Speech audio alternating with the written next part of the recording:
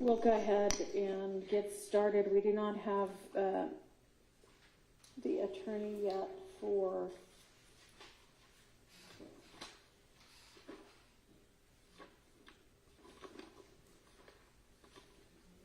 Mr. McMullen, but we have the counsel for everybody else, so we'll just go ahead and get started with the final pleas for those people. Are there any guilty pleas that are going to be tendered today by any of the any of the defendants? Yes, Your Honor. Anastasia Smith on behalf of Mr. Miles Farley, and we have a plea of business support. All right, why don't y'all come on up to the podium, please?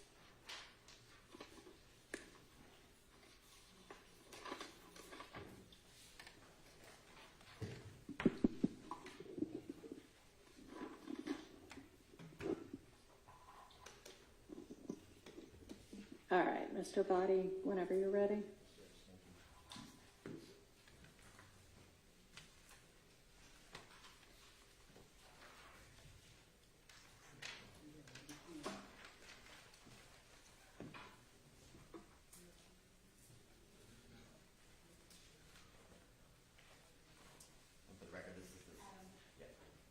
And everybody, I'm just going to give a reminder to just use the mics that are in front of you, and they're mobile, so you can move them up close so that everybody can hear.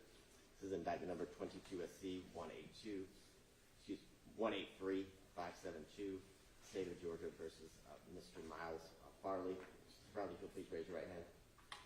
You solemnly swear and affirm that the testimony about to give the matters pending before this court will be the truth, the whole truth, nothing but the truth, sir? Yes, sir. Hey, put your hand down. Could you please state your true, correct, and legal name for the record? I'll let you sign before I ask you more questions. So choose anything you want. And Mr. Body, maybe reposition the mic while he's doing that. Yes, Judge.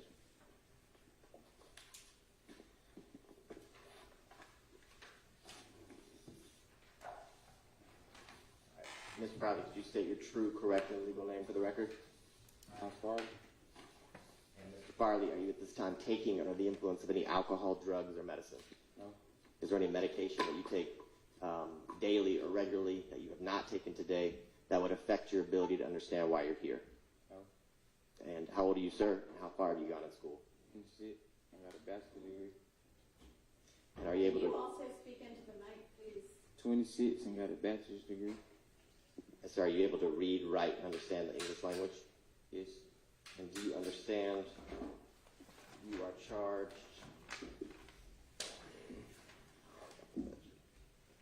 in indictment number 22 SC 183572 with count 1, conspiracy to violate RICO, count 49, which is related to the homicide of Mr. Drinks, counts 50 and 51, which are both participation in criminal street gang activity, and then count 54, which is a possession of a firearm and the commission of a felony. You understand you're currently charged or indicted with those counts? Yes.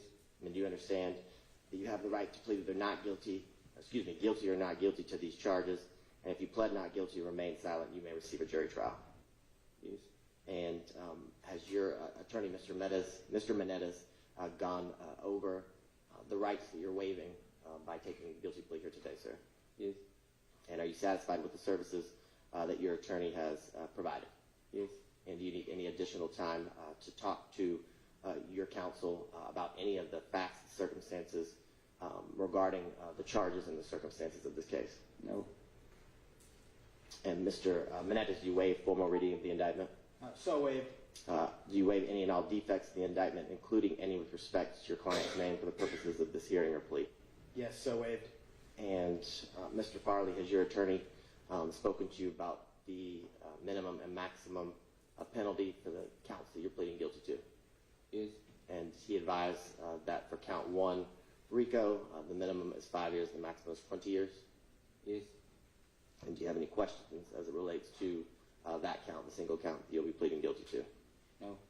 And sir, do you understand that this is a negotiated plea of guilty, which means the state and your counsel will offer a joint recommendation to the court as to the sentencing recommended for the count that you're pleading guilty to, but the court does not have to follow that recommendation, and she can sentence you as she sees fit up to the maximum for the charge.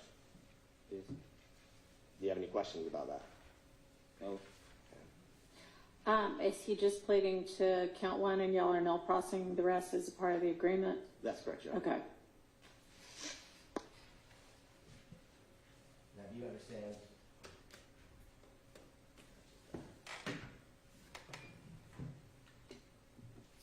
Mr. Farley, do you understand that this plea may be used to enhance sentencing on other convictions in this jurisdiction, as well as in other jurisdictions, including the federal courts? Yes. And do you also understand that if you are not a United States citizen, a guilty plea will affect your immigration status and will result in deportation, regardless of any advice given to you by your attorney or anyone else? Yes. Do you understand that you waive any and all defenses by entering a plea of guilty here today, sir? Yes. Do you also understand that by pleading guilty, you're giving up or waiving the following rights: the right to a trial by jury, the right to remain silent and to not incriminate yourself, the right to confront witnesses against you, the right to the assistance of counsel hired by you or court appointed if you are unable to afford an attorney for the trial of your case, the right to the presumption of innocence, the right to testify on your own behalf and to present other evidence, the right to subpoena witnesses and to compel the production of evidence, the right to have the charges proved against you beyond a reasonable doubt by the state of Georgia, and the right to appeal if convicted of these charges after trial. Do you understand by taking a guilty plea here today that you're waiving or giving up all of those rights? Yes. And Mr. Farley, has anyone forced, threatened, or promised you anything to get you to enter a guilty plea here today? No. And are you pleading guilty, sir, because you have decided in speaking with your counsel, Mr. Menendez, that you believe that it is in your best interest to do so? Yes. And are you aware that even if you're not admitting guilt, as you're pleading under North Carolina versus Alford, if the court accepts this plea of guilty, places you in the same position as if you were convicted after a jury trial? Yes. Okay. And how do you plead to count one, conspiracy to violate the Racketeer, Influence, and Corrupt Organizations Act, in indictment number 22 SC 183572? Guilty on the Alfred. And Mr. Farley, is this Alford guilty plea freely and voluntarily given with full knowledge of the charge that you're pleading guilty to? Yes. And do you understand that you may have a limited right to appeal this guilty plea conviction? Yes. Do you also understand that you have only 4 years from today for a felony charge to file a habeas corpus petition challenging the voluntariness of this guilty plea? Yes. Challenging anything about the constitutionality of the guilty plea, understand? Yes, Your Honor. Well, I want to make sure he Yes, does. ma'am. All right. Do you also understand, sir, that you have 30 days from today to file a direct appeal from this guilty plea, and until the end of this term of court to file a motion seeking to withdraw this guilty plea, which doesn't mean that the court necessarily would grant it or not. It's just that's the time constraints that you have to file under those areas of the law. Yes. Okay. Do you have any questions about that? No. Okay. All right, and your attorney, Mr. Menendez, will represent you until 30 days from now or the last day of this term of court, whichever is later, and he would be the one to file any of those things on your behalf unless he is allowed to withdraw before that time. Understand? Yes, ma'am. And just so the record's clear, I just provided to Ms. Percival the indictment, which was signed by all parties as it relates to All right. the defendant's guilty plea to count Thank one, conspiracy to commit RICO. Your Honor, had this case proceeded to trial, the state would have shown beyond a reasonable doubt that between January 24th of 2013 and May 8th of 2022, this defendant, Mr. Farley, in conjunction with his fellow co-defendants, co-conspirators, known YSL associates, did unlawfully conspire to conduct and participate directly and indirectly in the enterprise YSL. In doing so, they did it through a pattern of racketeering activity, conducting and participating in YSL with the same common objectives, which were to preserve, protect, and enhance the reputation of the enterprise, that being YSL, doing so by protecting the power and territory of known YSL strongholder areas through acts of violence, also through other means such as social media, posting messages, images, and things of that nature. That's what the state would have shown as it relates to Mr. Farley and his involvement as it relates to the enterprise YSL and his association, Your Honor. All right, I assume at least some of the evidence would have been the same as or similar to what was presented at the trial of some of the co-defendants that just was completed a couple of weeks ago. Yes, Your Honor, very much. All right, so I'll take that into consideration with regard to the factual basis as well. All right, anything else from the state? Nothing further. The recommendation as it relates to, or the joint recommendation that the parties would make to the court, it's my understanding that the defendant obviously would like to tender his plea under North Carolina versus Alford, and I neglected to ask Mr. Farley, but it's also my understanding he qualifies for the first offender treatment, and he is asking that the court treat him as a first offender, which the state has no objection to either, and the recommendation will be 5 years to be served on probation. All right, Mr. Farley, has your attorney discussed with you the First Offender Act and what all that means? Yes, ma'am. All right, and have you all discussed the potential upsides and downsides of that? Yes, ma'am. You understand that if you successfully complete, if I sentence you in accord with what has been negotiated, if you successfully complete the probationary time without having any violations of your probation, that at the end of that, you would not be a convicted felon. Understand?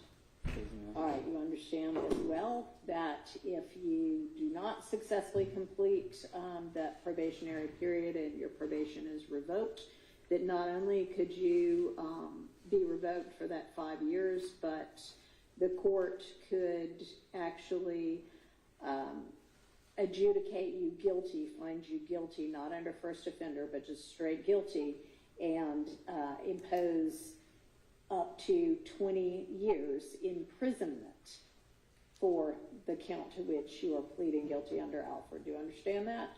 Yes, ma'am. All right. Mr.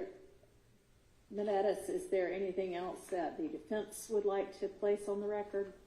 Yes, Judge, I just want to add a little bit of nuance to the plea in case the court's not as familiar, because a lot of it was on the front end. Mr. Farley is an HBCU graduate with no criminal record, and it's actually his marketing and his genius work as a businessman that even brought him into all of this, which is why we're asking the court to sentence us under Alford. In 2019, him and a friend created a clothing item, a hat, that was like a satirical play on the Trump hat where it said "Make America Slime Again" instead of "Make America Great Again." And, Your Honor, the clothing brand never said anything about YSL. It was just using this youth term, slime, which I'm sure by now the court knows can have many different meanings in many different contexts. Mr. Farley is born and raised in the Cleveland Avenue area, and he does exemplify a lot of the great qualities of the people of that area, his creativity, intelligence, tenacity, his bravery in taking things this far, Your Honor, putting his foot down when he was faced with this, government abuse. But what he did next, Your Honor, is he went to Miles College, and then despite having a vast network of opportunity from his bachelor's degree in business, he returned home because he is a family person. His dad is here in the yellow hoodie in the back. He's also an entrepreneur. That's where Miles gets a lot of that from. And so, Your Honor, when Mr. Farley made this clothing brand, he built off of the hat. In 2020, he made an LLC for Make America Slime Again, and he's actually employed by a record label to be a handler for a musical artist. And then he used those associations and that presence to promote his brand and to have his clothing be as visible as possible. He started making custom pieces for different artists and different people. And Your Honor, if you remember from the evidence that was presented, Mr. Farley's always wearing his own clothing, and he's only ever promoted his clothing for the purpose of himself and his business and his family. And so that's why, Your Honor, I think the most sincere and appropriate way to resolve this case is under Alford. The state, in that respect, did the right thing with its discretion, dropping the murder case. Mr. Farley had nothing to do with the death of Mr. Drinks. And so, Judge, he's been on house arrest. He's been totally compliant. He's not a gang member. He's never committed a crime in his entire life. But he is wearing an ankle monitor. He is confined to his home. It's better than jail, but I think we all know after COVID that that's not necessarily ideal. and he just doesn't want to go to trial. And that's why I think Alfred is a textbook case for this type of situation. And so if the court has any questions, we just ask this honorable court to accept the plea as negotiated. Okay, well, I mean, it would be determined by a jury at trial whether his involvement in the case is only because of his marketing and business acumen or something further than that, something criminal. But in tendering a guilty plea under Alfred, Mr. Farley, you are admitting that while you do not believe you have committed the crime of conspiracy to violate the RICO Act, you are acknowledging that there is sufficient evidence that the state could present to a jury from which a jury could conclude that you are guilty of that crime. You understand that, right? Yes. All right. All right, I find there to be a factual basis for this plea. I will accept it under Alfred, and I'll permit it under the First Offender Act. And I find the plea to be freely, knowingly, voluntarily, intelligently entered with an understanding of the consequences. And in accord with the negotiated recommendation, I am going to sentence you to 5 years probation. And as we discussed before, how you perform during the next 5 years of this probation is going to determine whether you finish that. A person who can say that they do not have any felony conviction, or whether you might be spending some time potentially incarcerated. So it's entirely up to you how you comport yourself and how you choose to behave going forward. What ultimately will happen at or before the end of that 5 years. Do you understand that? Yes, ma'am. All right.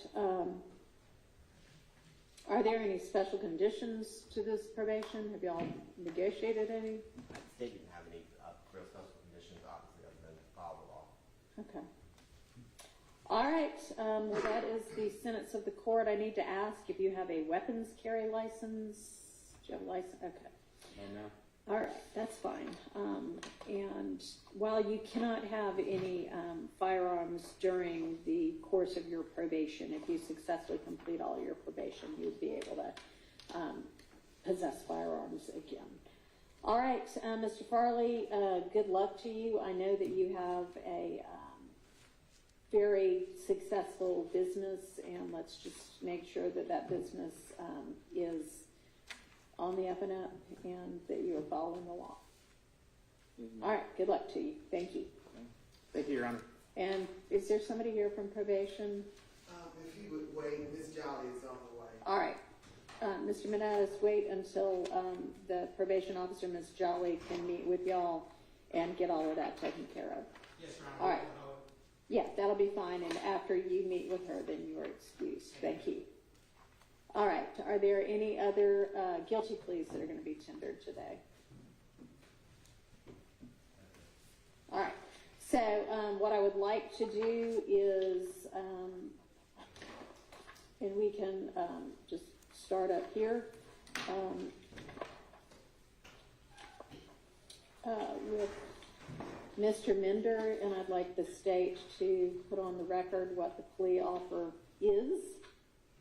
And I want everybody, all of the 4 defendants, and Mr. McMullen, we just heard from your attorney, and he believes he will be here by 11:30. He's apparently in Gwinnett County on some other case right now, and we'll have to just sort of wait until he gets here to handle yours. But this applies to you as well, for everybody. This is the final plea date. It's your first final plea before me. I know that y'all had a final plea before Judge Dempsey previously, but I gave you all the opportunity post the verdict in the case with some of the co-defendants to negotiate, if you chose to, and have a final plea date, if you will. But this will be your last opportunity to enter a negotiated plea in this case, meaning you all in the state have agreed to a recommendation, And you can be assured that if I do not accept that recommendation, that you can withdraw your plea. Now, you can obviously at any point in time enter a non-negotiated guilty plea, and that would mean that you decide to plead guilty, and the state will make a recommendation as to sentence. Your attorneys will make a recommendation as to sentence, and it will be entirely up to the court to sentence. Could be above or below what any of the recommendations are. Could be exactly what one of the recommendations is, but as long as it is within what is permitted by the statutes. And then, of course, you have the right and opportunity to proceed to trial on the case as well. Does everybody understand that? Yes, ma'am. Okay. All right. So, Mr. Mender, you have this case pending, and you have another case pending as well. Is that right? And Your Honor, so we were going to respectfully request to hold our announcement and to have an opportunity to approach the court at the bench whenever convenient before we move forward with the final. All right. So I will come back to y'all. So, Mr. Garlington and Mr. Mondelli and Mr. Abadi, can you put the offer on the record for Mr. Garlington? Yes, Your Honor. Your Honor, on December 9th of 2024, the offer was relayed to counsel for Mr. Garlington as it relates to the possibility of tendering a guilty plea. The recommendation from the state was for the defendant to plead to count 1, conspiracy to commit RICO, count 49, which is the murder count, but it'd be reduced to the lesser included offense of voluntary manslaughter, and him to plead to count 50, which is participation in criminal street gang activity, and then count 54, possession of a firearm during the commission of a felony, with a global sentence of 30 all parolable time. All right. And as a part of that plea offer, you all were going to null cross 40, 42, 43, and 51. Is that right? That's correct, Judge. All right. All right. And Mr. Mondelli, you discussed with your client the potential sentences that could be faced if he goes to trial and is convicted of all counts. Yes, Judge, we've spoken extensively about potential risks of going to trial. I conveyed the offer to Mr. Garlington on December 10th, and we have had some discussions with Mr. Abadi since then. We are not in a position to accept the offer to be placed on the record. We will be rejecting that offer. I will state that there are further discussions that are taking place. We understand the court's admonition, though, about any risks of that. Yeah, and y'all can certainly present a joint recommendation. It's just not going to be negotiated per se at that point, in that you would have a right to withdraw the plea if the court didn't sentence in accord with that. But I mean, I will say, and this is certainly no guarantee, but I think across the however many years I've been on the bench now, I typically still, if there is a joint recommendation, certainly take that into account, and fairly often probably sentence in accord with that, but that is certainly not a guarantee. So, Mr. Abadi, would you be able to put on the record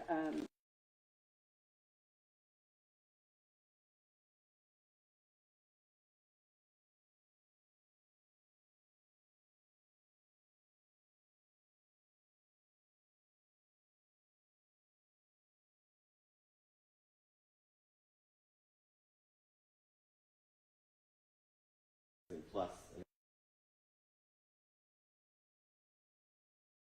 you understand that, Mr. Let me say another thing as well. I know that there was a not guilty or a not guilty verdict for most of the counts that faced the two defendants who proceeded all the way through to jury verdict. A trial for any of the four of you would be before a different jury. I would suspect that a lot of the evidence would be the same. The way it is presented might not be the same.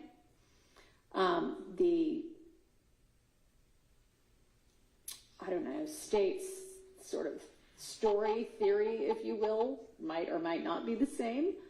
And the ultimate outcome might or might not be the same. And I'll tell you, and I'm sure that all of your attorneys have told y'all, that acquittals with the jury are a rarity. So just keep that in mind. It does not mean that the same thing would happen to you. Y'all, you know, we've got a different prosecutor at the table who I hope would stay through the trial of the case. And it just is probably going to look a lot different. There's also a different judge at the beginning. So just keep that in mind, but I understand that for now y'all will be rejecting that offer. All right, so we've got Mr. Eppinger, and I know Mr. Eppinger still has a motion pending. I will tell, and Mr. Johnson, you should now have all of the transcripts from the main witnesses who testified around the 2 attempted murder counts at trial. And if we are not having a plea today, I'm obviously we're not going to have that hearing today, but I would be interested in going ahead and getting that scheduled. And I will say that I have heard the testimony as it was presented at the last trial, and I have seen the videos. I don't know what might be presented at the immunity motion, but I'm fairly certain that those 2 videos would be presented again, and I'm already familiar with that, as are y'all, having had it in discovery for a long time now. But we're going to go ahead with the final plea now. So even though that motion is still pending, any plea that you might be interested in tendering at some further point in the case, if you ever decide to do that, would be non-negotiated. Just understood, Your Honor. Mr. Eppinger, you understand that as well? Okay. All right. So, Mr. Body, can you put on the record what the offer tendered to Mr. Eppinger was, please? Yes, Your Honor. The state's offer as it relates to Mr. Eppinger was a global sentence of life imprisonment as it relates to the armed robbery and everything else to run concurrent on this indictment. That sentence to run consecutive to the time he's currently serving in DOC custody, Your Honor. All right. Mr. Eppinger is facing a minimum of a life sentence and a maximum of 2 consecutive life sentences plus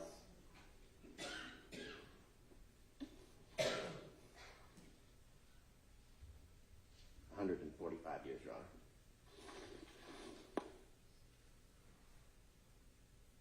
And I don't, this is just my quick count, but Mr. Eppinger is facing approximately 15 different felony charges on this indictment. Is that right?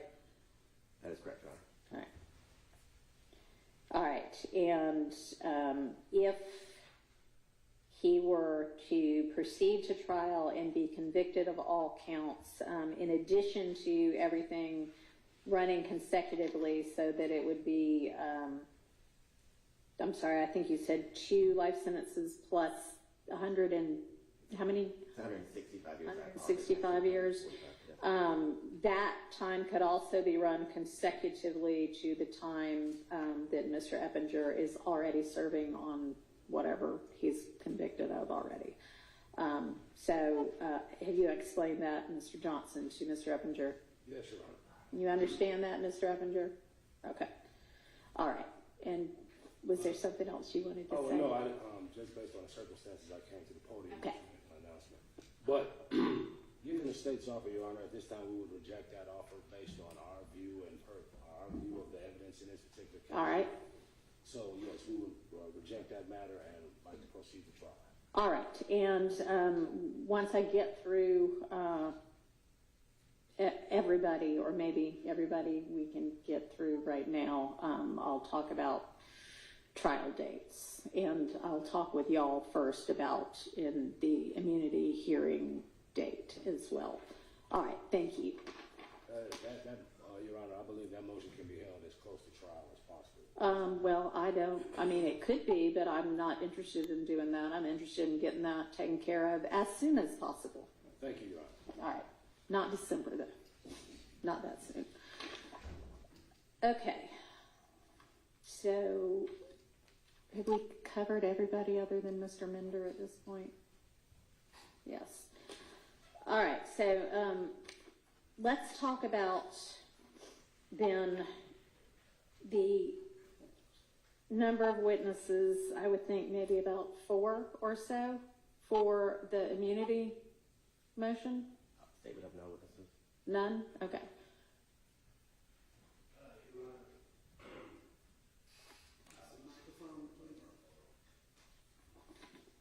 Your Honor, as far as witnesses in the case, I believe the only witness that may be necessary is the You can pick it up. It's not. Is the complaining officer, Your Honor. That would probably be Okay. better. Well, there are 2 officers who got shot. Well, actually, there's only one who got shot. There's another Well, one who got shot at and one who got shot. You're right. I stand corrected on that. So, So your motion is just with regard to the one who got shot? no, Your Honor. I didn't think so. No, it is related Okay. to both, but the other witness is not necessarily important for the Okay. motion. All right. So that should be able to be taken care of in what, 4 hours at most?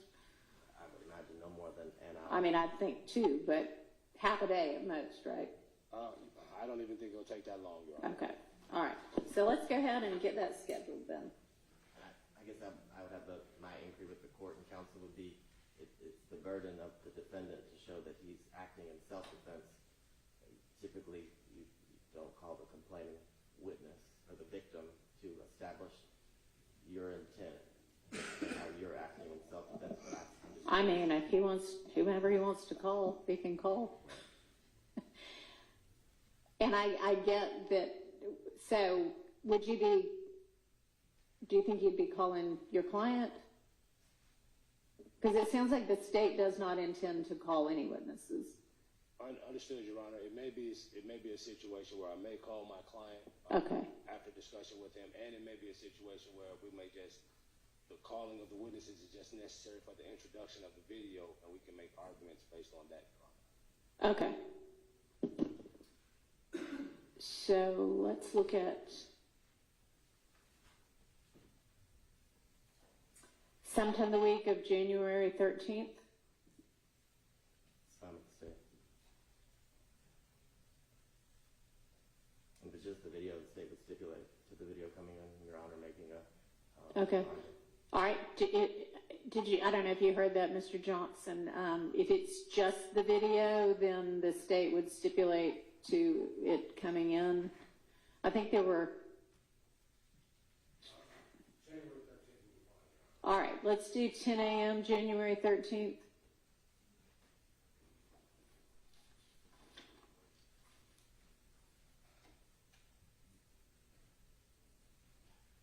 Your Honor, I did file a response. Yes, I saw that. Thank you. I appreciate that. All right. And then with regard to the trial, we're at this point looking at potentially 4 defendants for this trial. Does the state have, I mean, the last time I asked, we still were facing 11 defendants. So do y'all have a revised estimate as to the time it would take to present the state's case? I think it would be less than 90 days, but in an abundance of caution, instead of overpromising, I would say at the most 90 days. All right. And when you say 90 days, you mean from the time we start presenting evidence till the time the state rests would be 3 months' time, not 90 days of trial time, right? Okay. Just making sure. All right. And then obviously the defense would evaluate the state's case before determining whether they wish to present evidence. But any general idea what anybody thinks might get added on? On behalf of Mr. Mender, if Mr. Mender was to go to trial, we would want 1 witness, and we would need a production. Okay. Okay. Mr. Johnson, and I'm not holding you to it now, I'm just trying to get kind of an estimate. Your Honor, based on our view of the evidence. I need you to pick up that mic, I can't hear you. Based on our view of the evidence, Your Honor, I do not believe that we'll have any witnesses for Mr. Epinger. Okay, and obviously that's assuming that it proceeds past the immunity motion. All right, and then I'll hear from Mr. Dark. But okay, so we're talking about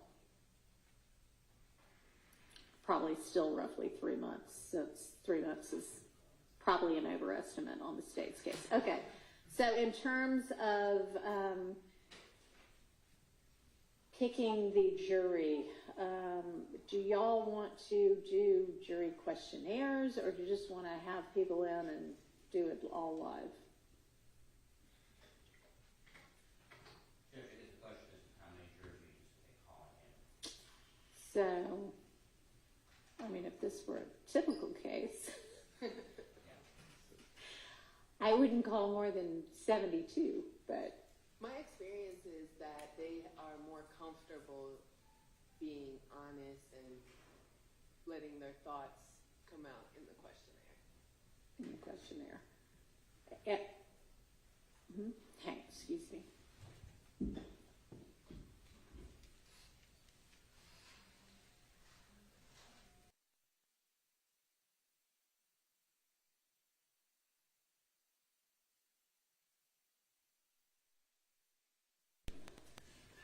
All right, so I know that at least as sort of a pilot project, Jury Services here in Fulton has some, I don't know, tablet type things that jurors can answer the questionnaire electronically, but I think they basically like come in but just sit and answer the questionnaire, and then we have them back another day for follow-up. So we could do something like that if everybody's amenable to that.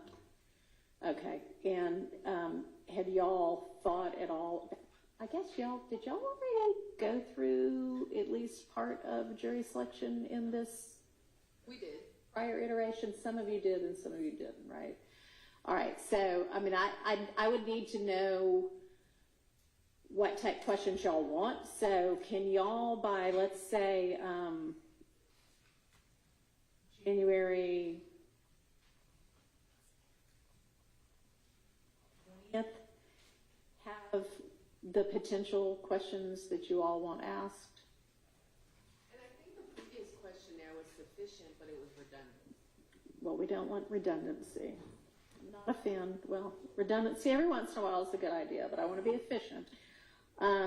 Okay, so I'll pull and look at the last questionnaire, and if, y'all do the same, and if there are ones that you think we can strike, and any that you think we need to add, if y'all can just let me know that, and maybe we'll have, let's look and see what the 20th looks like. Maybe we can have, the 20th is the MLK holiday, so let's not do it that day. Let's do the 17th, which is the Friday before.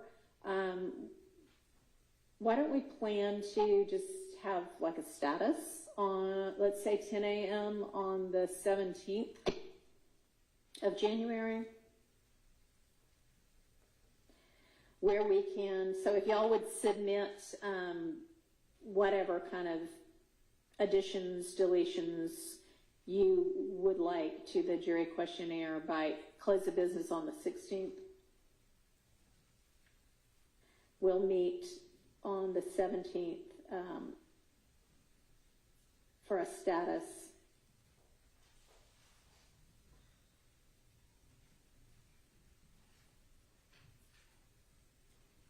And Judge, is that everyone in this courtroom on the 17th? everyone who is still wanting to proceed to trial at that point in time. And in addition, Mr. Dark.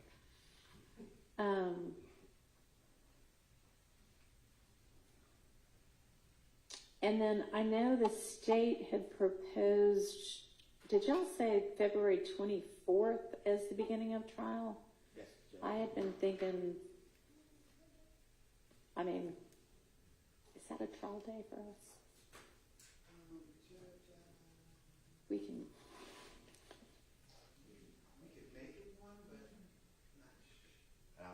speak in Mr. Dark's place. He had sent an email after I filed my motion. Apparently he may have leave filed on that day. I can't. Let's find out whether he does. Because if it's not filed in this case, it doesn't mean he doesn't.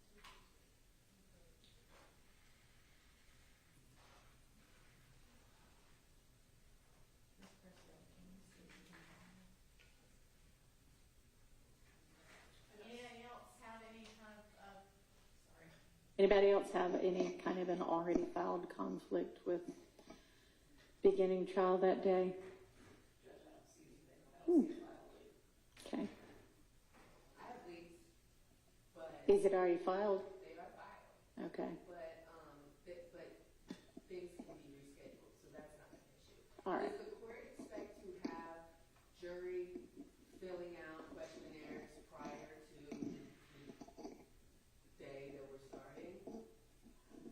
I mean, Because there's a couple things that can happen. yeah. So one is the questionnaire, and with Mr. Abadi at the table, it might be more efficient, but the questionnaires give rise for strikes and cause out date. So if we can agree to ones that are clear, then we can at least dwindle down and not have to waste time on whether or not. Well, they're clearly going to be stricken for cause. Right. And I think those things, like, they can get the questionnaires done, we can. Yeah, I mean, I definitely think we need to get the questionnaires back before we have them back for the, day of actual questioning, or days, I don't know, of actual questioning. So, Reading of the indictment is a day of us sitting there, or was a day, multiple days. Let's see what we can. I mean, it may be that the state's not intending to go forward with however many overt acts it was before, 213 or That's something. likely. They may winnow down the indictment. Could you have that done before the 16th as well, or by close of business on the 16th? Okay. And I was going to say there's no reason to read the substantive counts that are against defendants other than these four or whomever it ends up being. But they may be overt acts anyway, but we wouldn't need to read the counts, even if they were included as overt acts. So, it would be a redacted indictment that we read. Yes, sir.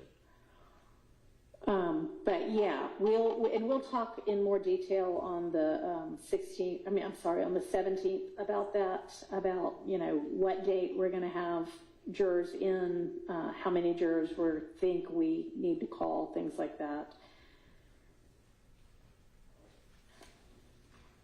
Okay. And then I know there are no, other than the immunity motion, no outstanding motions, but are there going to be motions in limine, evidentiary kind of things that have not already been resolved?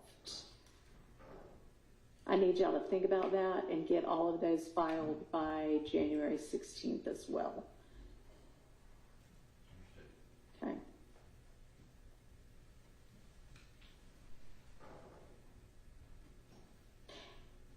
Actually, if y'all could get those filed by the 15th, that would be good, and then I could be taking the 16th to start looking at them, and maybe we could talk through some of them on the 17th. Can we have a deadline for a discovery Dropbox link? I would sincerely hope that all the discovery has been shared by now. I know they're working on consolidating some of the new stuff that came out as it relates to during the trial. Okay. But that shouldn't take very long. I know Mr. Dark has received the majority of, it's just taken a minute, it's over 8 terabytes file for Mr. Dark, so that's been the focus. But I will make sure. Yeah, so if you, the state, could put together your narrowed, cold, focused discovery. It'll be, yes. Can you get that? When do you think you could get that to all the defendants? Because even if they have everything, they'd probably rather have the smaller universe of things.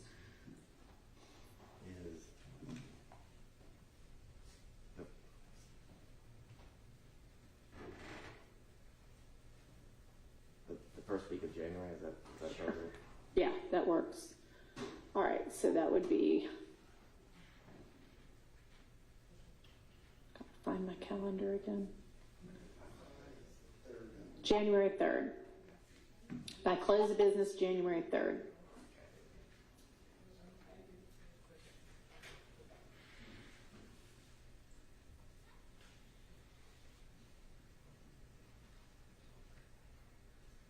All right, anything else we need to think about right now?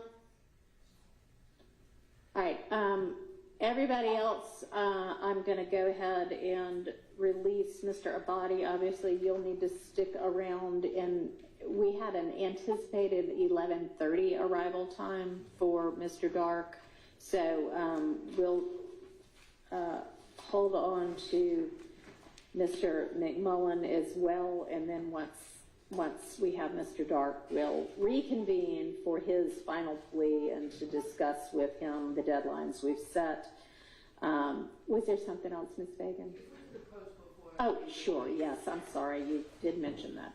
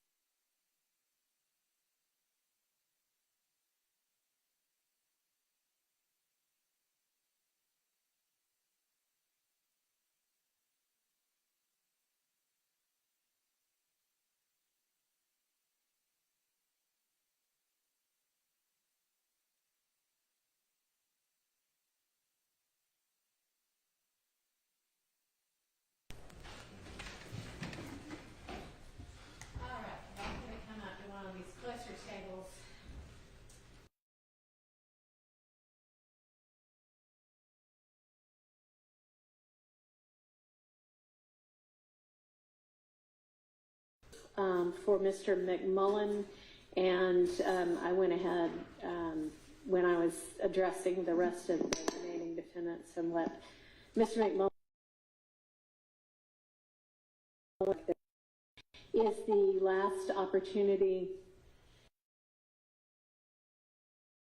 Yeah, I'm sorry. He was trying to say something. Yeah. But I'm No, go ahead. Go ahead. Yeah, we're good. Okay. This will be the final opportunity today to enter a negotiated guilty plea, and that would be a plea that both sides have agreed to a recommendation, and if the court accepts the plea that sentences to something outside of that recommendation, Mr. McMullen would have a right to withdraw his guilty plea. After today, any plea that is tendered would be non-negotiated, meaning that if he decided to enter a guilty plea, any sentence that was statutorily authorized would be a possible sentence, and there wouldn't be any right to withdraw the plea simply because of dissatisfaction with the sentence. I just wanted to make sure, and I know, Mr. Dark, you've told that to Mr. McMullen already, but wanted to make sure that's on the record. All right, and I'll ask Mr. Abadi to please let me know what the state's offer was. Yes, Your Honor. On the 8th of December this year, the state sent an email to counsel for the defendant where the state agreed, or the state's offer was the defendant plead to count 1, conspiracy to commit RICO, and then count 2, but the lesser included offense of murder, voluntary manslaughter, with a sentence of 20 years to serve, all of that time being parolable or parole eligible. It's my understanding that at this time the defendant is not accepting that plea offer, so he'd be facing a mandatory minimum if convicted after trial of life and a maximum of life without the possibility of parole plus 20 years, Your Honor. All right, and do you understand that, Mr. McMullen? All right, and as I mentioned before, the fact that there was an acquittal of certain of your co-defendants does not mean that there would be an acquittal in a trial before a different jury with, different prosecutors, different defendants, different defense attorneys.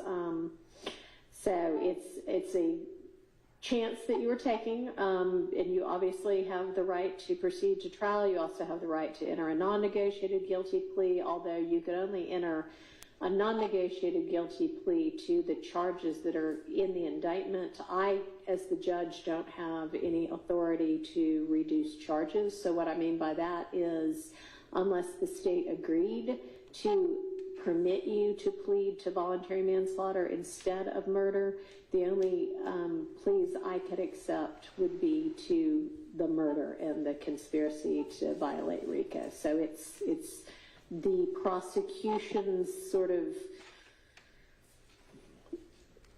venue, if you will, ability, and only theirs to lessen the charges. Okay, you understand that also? All right.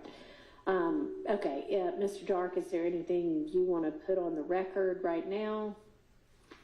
No, Your Honor. Okay, and we discussed some timing already in your absence when I had the rest of the attorneys here, and what we all have settled on is the state gave an expected duration of trial of about 3 months. They think that's probably on the outside, but that's what we will anticipate at this point. We are going to have a status conference in this case on January 17th at 10 a.m. and we're going to discuss jury questionnaires and the voir dire process and things like that. And can you let me know, Mr. Dark, I know that some of you started the trial that already occurred, started voir dire, and some of you didn't, and I don't know what Mr. McMullen did. Was he a part of the past trial when it started? Your Honor, Mr. McMullen told me that he's in custody for the past few years with no counsel, so I don't believe that he would participate. Okay, all right. And when did you become involved in the case, Mr. Dark? I I just was appointed, I cannot remember right offhand, but I know it was within the last 60 days, I think, 60 days or more.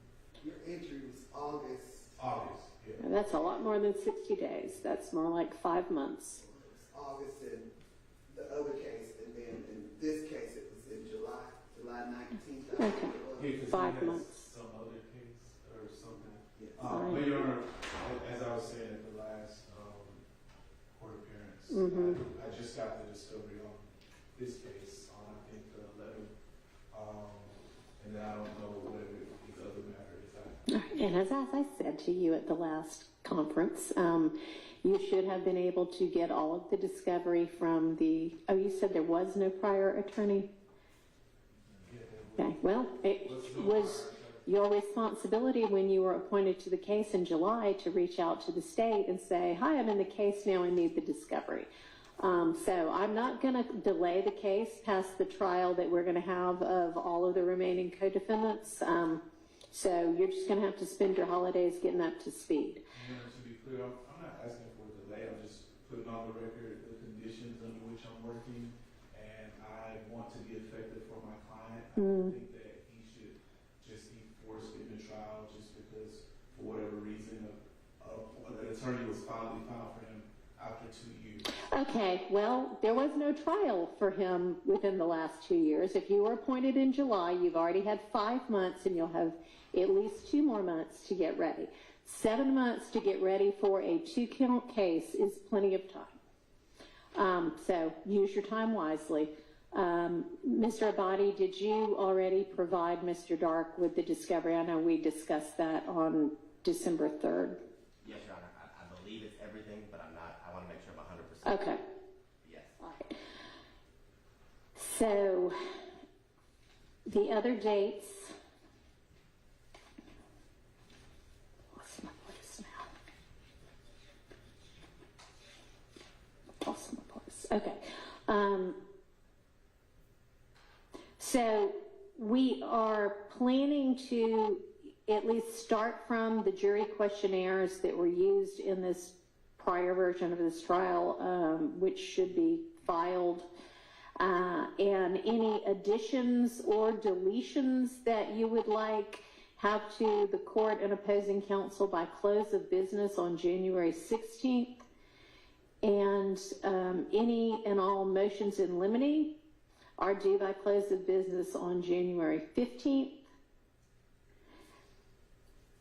The state is going to take a critical look at the discovery and potentially narrow what is going to be used at the trial. So you should have everything now, but everything may become a smaller subset of what you have now.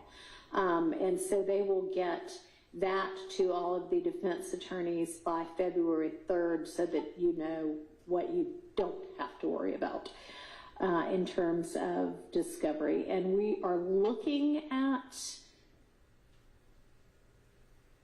February 24th to begin the trial. And sometime between January 17th and February 24th, we may, before that date, get the jurors into, we're envisioning them coming in to answer the jury questionnaires on tablets, and so that we've got an electronic version of their answers, and they're here.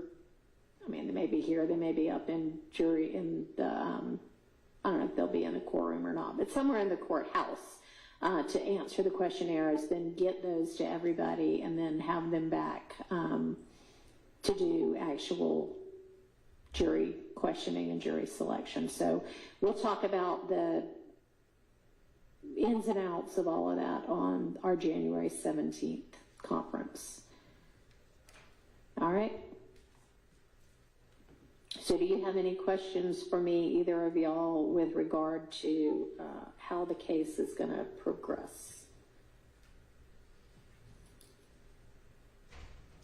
All right. Okay. Then how about you, Mr. McMullen, do you have any questions for the court? All right. Are you going to want a few minutes to talk with your client after this, or did you have enough time beforehand? I wanted to follow up because he had a question when we started. All right. Okay. All right.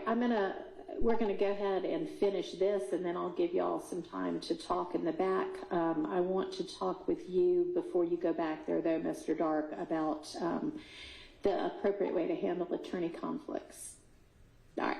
So this hearing is out of close. Thank you.